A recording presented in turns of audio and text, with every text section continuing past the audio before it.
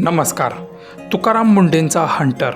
एकाच वेळी 7 जिल्ह्यांमध्ये छापेमारी. कोट्यावधींचे भेसळयुक्त तूप, खाद्यतेल, पनीर जप्त.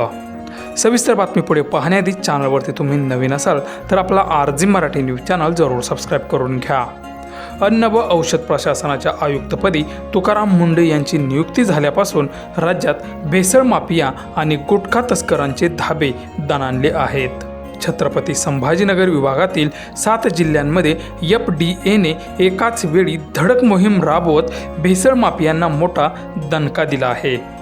1 जून ते 9 जून 2026 या अवघ्या 9 दिवसांच्या कालावधीत तब्बल 27 ठिकाणी धाडी टाकून 2,47,75,000 रुपयांचा प्रतिबंधित आणि संशयित अन्नपदार्थांचा साठा जप्त करण्यात आला आहे.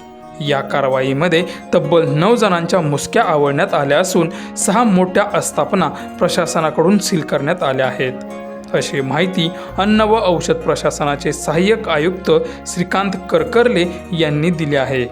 या छाप्यामध्ये छत्रपती संभाजीनगर, जालना, बीड, परभणी, हिंगोली, लातूर आणि नांदेड या 7 जिल्ह्यांत एकाच वेळी छापेमारी केली आहे.